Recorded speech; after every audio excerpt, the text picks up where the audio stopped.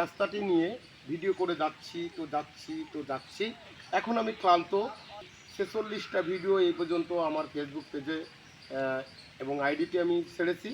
তো যার কোনো ভিডিওই কিন্তু এই পর্যন্ত ভাইরাল নয়, এবং অনেকের হয়তো ধারণা হতে পারে আমার এই ভিডিও করা হয়তো নেশা পেশা অথবা আমার এইখান থেকে টাকা ইনকাম করার একটা সোর্স।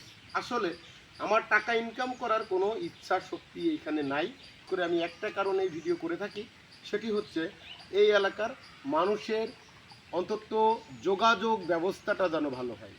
কারণ এই রাস্তার আশেপাশে বসবাসকৃত হাজার হাজার মানুষ তার প্রতিদিন প্রতিনিয়ত যে দুর্ভোগের কবলে পড়ে তার বাস্তব প্রমাণ কিন্তু এই খুলনার ফুলতলা উপজেলার ভাটপাড়া টু বেজেডাঙ্গা এই রাস্তাটি, যে রাস্তাটি দ্বারা সরাসরি আপনার বেজেডাঙ্গা থেকে নড়াইলে যাইতে সর্বোচ্চ 45 থেকে 48 মিনিট লাগে, এবং যেখান থেকে খুব সহজে এই এলাকার মানুষগুলি 3 থেকে 3.5 ঘন্টার ভিতরে কিন্তু ঢাকাতে পৌঁছতে পারে। দেখতে পাচ্ছেন গতকালকের সামান্য বৃষ্টির কারণে এখন কিন্তু এই রাস্তার মাঝখানে আমার প্রায় হাঁটু সমান পানি, অনেক পানি ইতিমধ্যে কিন্তু প্রসারিত হয়ে গেছে। তো সব মিলে এইখানে আপনারা দেখতে পাচ্ছেন যে আমার এই মুহূর্তে হাঁটু পানি প্রায়, এবং এই রাস্তার এমন এমন জায়গা আমি আপনাদের দেখাতে চেয়েছি, আপনারা এই ভিডিওতে অবশ্যই দেখতে পাবেন। এই রাস্তার পুরো আমি 3 কিলোমিটার ভিতর 1 কিলোমিটার রাস্তা আমি আপনাদেরকে দেখানোর চেষ্টা করতেছি, এবং এই রাস্তার মূল রাস্তার মাঝখান থেকে একটি গর্ত হয়ে যাওয়ার কারণে এখন একটা মানুষও চলাচল করতে পারছে না।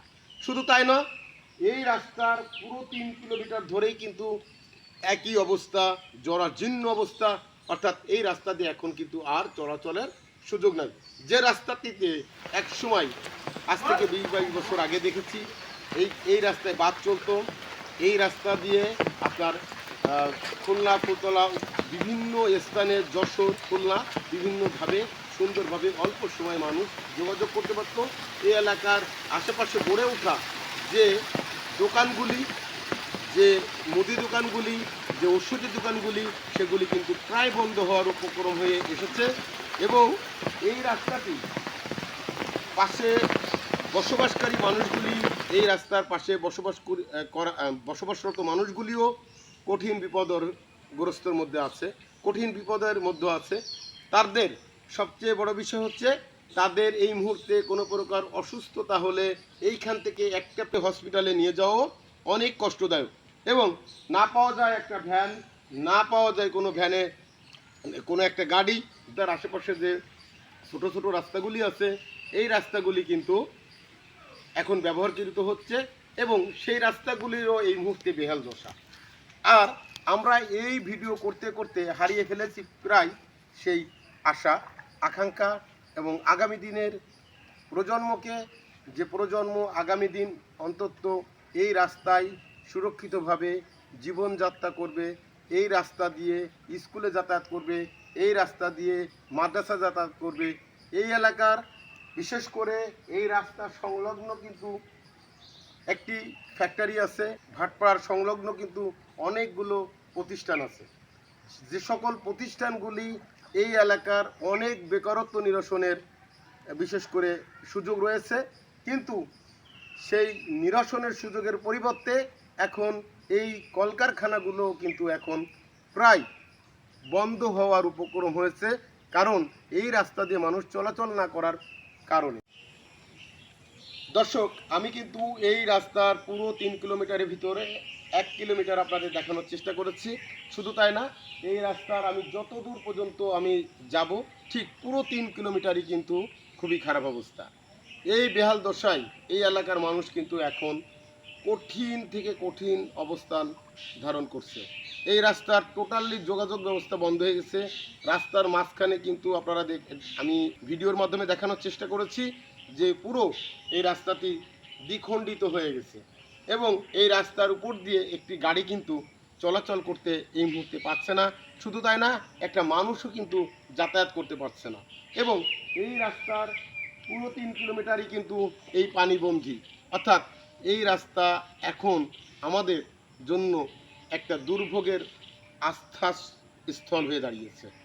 তো সেক্ষেত্রে আমি ভিডিও করে এই এলাকার মানুষকে বারে বারে বলে থাকি, আপনারা এই ভিডিওটা অবশ্যই লাইক কমেন্ট শেয়ার করবেন, কারণ আগামী প্রজন্মগুলি অন্তত ভালো থাকুক, আমরা অন্তত দেখে যেতে পারি, আমরা এই রাস্তাটি নিয়ে অন্তত এই রাস্তাটি নিয়ে গর্ব করতে পারি। আমার দেখা মতে সারা বাংলাদেশে কোথাও এত খারাপ কোনো রাস্তা নাই। আপনারা এটাও দেখতে পাচ্ছেন যে আজকে বাংলাদেশের বিভিন্ন স্থানে বন্যা কবলিত হচ্ছে। হয়তো বন্যা আজকে আছে কালকে সেরে যাচ্ছে, কিন্তু আমাদের এই রাস্তাটা কোনো ক্রমেই ঠিক হচ্ছে না। বিগত 18-20 বছর ধরে এইভাবে এই সমস্যায় আমরা এই এলাকাবাসী কিন্তু ভোগান্তির শিকার হচ্ছি। আর যার পরিপ্রেক্ষিতে আমরা আজও কিন্তু এর সঠিক সন্ধান কিন্তু আমাদের মেলেনি, কবে কখন সংস্করণ হবে। আর এটা আশা করে আমরা দীর্ঘ সময় ধরে বিভিন্ন সময় সরকার বদল হলো, এই দেশ পরিবর্তন হলো, কিন্তু আমাদের এই রাস্তার কোনো পরিবর্তন কিন্তু আজও হয়নি। আর এটির জন্য আমি মনে করি আমার এলাকার সকল মানুষ যদি আজকে সবাই মিলে এই সরকারের কাছে আবেদন করত, সকলে মিলে একটা মানববন্ধন করত, তাহলে হয়তো কী হতো, বিভিন্ন মিডিয়া আসতো এই এলাকায়, এই মিডিয়াগুলি আস্তে আস্তে এই বিষয়টি কিন্তু জানতে পারতো, সরকারের মাথায় এটা নিতে পারতো, তাদের নজরে আসতো, সরকারের নজরে আসতো, তাহলে এই রাস্তাটা হয়তো এতদিন ঠিক হয়ে যেত।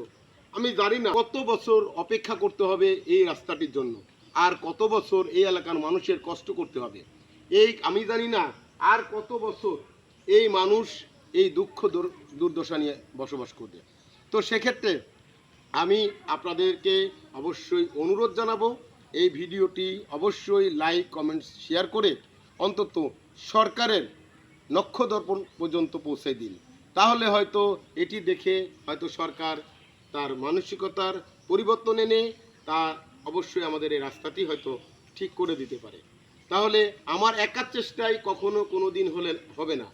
আমি যদি একা চেষ্টা করি, বারে বারে বারে বারে ভিডিও তৈরি করি, আর সেই ভিডিওগুলি আপনারা স্কিপ করে চলে যান, তাহলে আমার সময় নষ্ট, আমার ফোনের এমবি নষ্ট, আমার কাজের ক্ষতি, সকল কিছু মিলে যে ক্ষতিগুলো আমি করে যাই সেটি কিন্তু আমার একার প্রয়োজনে না, এই এলাকার হাজারো প্রয়োজনে পড়বে, সেই কারণে কিন্তু আমি এই ভিডিওগুলো করি।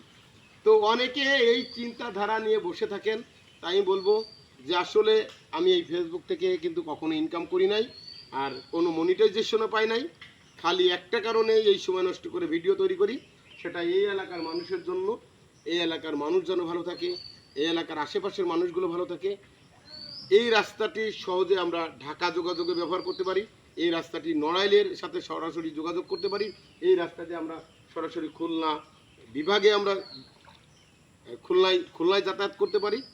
সব মিলে এই এলাকার মানুষের খুবই বড়, এই এলাকার মিল প্রতিষ্ঠানগুলো ভালোভাবে গড়ে উঠুক, আরও এই রাস্তাটাই হলে হয়তো আশেপাশের আরও অনেক মিল ফ্যাক্টরি হবে, এই এলাকার বেকারত্ব নিরসন হবে, এই এলাকার শিক্ষা মান উন্নয়ন হবে, এই এলাকার মাদ্রাসাগুলির ও শিক্ষার মান উন্নয়ন হবে। সব মিলে এই রাস্তাটি একটা গুরুত্বপূর্ণ রাস্তা।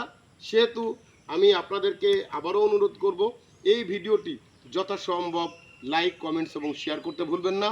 এবং আজকের পর থেকে আমি কথা দিলাম যে আজকের পর থেকে যদি আপনারা এই ভিডিওটি স্কিপ করে করে চলে যান এবং ভিডিওটি যদি না দেখেন, তাহলে দ্বিতীয় কখনো কোনো সময় আমি আর এই কাজটি, বিশেষ করে রাস্তার ভিডিওটি আমি আর করব না, কারণ আমি আমার সময় নষ্ট করে আপনাদের জন্য, আপনাদের উপকারের জন্য ভিডিওটি করে থাকি, আর আপনারা সেই ভিডিও আপনারা দেখেন না। বিশেষ করে অন্তত আমার এই ফুলতলা উপজেলার যত মানুষ আছে তারা তো অবশ্যই এই ভিডিওটা দেখা উচিত এবং এখানে লাইক কমেন্ট শেয়ার করা উচিত। অর্থাৎ সরকারের নক্ষদর্পণ পর্যন্ত পৌঁছে দেওয়ার দায়িত্ব আপনাদের, আর ভিডিও করার দায়িত্ব আমার একার না, আপনাদেরও। আপনারা সকলে যদি এইভাবে ছোট ছোট ভিডিও করেও ছাড়তেন, তাহলে হয়তো এতদিন এই রাস্তাটি সংস্করণ হয়ে যেত। তাহলে এই রাস্তাটা কতটা গুরুত্বপূর্ণ আমি কিন্তু বোঝানোর চেষ্টা করেছি।